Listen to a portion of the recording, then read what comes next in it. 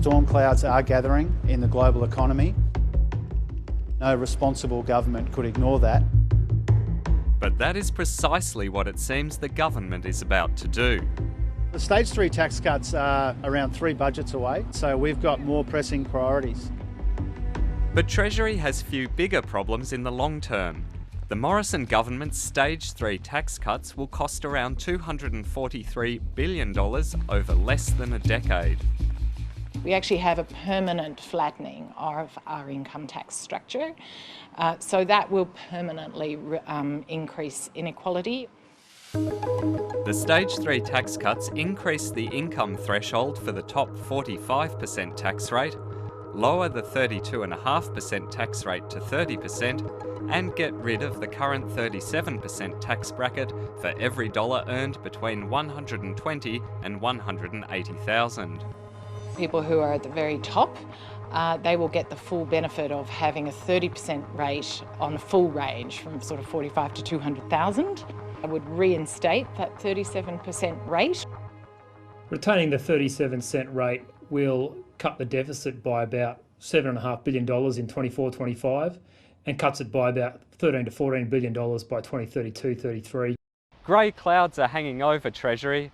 Despite resources and jobs booms cutting almost $50 billion from last year's deficit, the budget was still $32 billion in the red, and it's expected to get even worse this year and beyond. Look, I think probably spending cuts may not be enough to get it back into the black in a reasonable timeframe. The Teal Independent wants the government to launch a comprehensive tax review, including a carbon price. I think they should have taken more action to date. And she would like to see the diesel fuel rebate cut, plus new mining and gas taxes brought in. You're seeing Australian companies, Australian families, being absolutely battered by the international prices, which are being driven by an international war, and we're not getting the benefit from these resources. We need to be looking at that. One of the only new taxes introduced over the past 2 decades, the Minerals Resource Rent Tax, lasted only 2 years before being abolished by the Abbott coalition government. That move has cost the budget big time. The elimination of the MRRT most certainly did cost the budget, but if the original RSPT had been introduced, a much more generous rent tax, it would have raised at least $12 billion per year. And that's at a time of much lower commodity prices. Precisely. Dr. Sobek's colleague, Robert Brunig, says the originally proposed resource super profits tax was well designed to capture the benefit of high commodity prices without discouraging investment. Our natural resources, whether it's gas or iron ore, belong to everybody in Australia, and we should be taxing that, sharing the revenue with everyone in Australia in the most efficient way possible.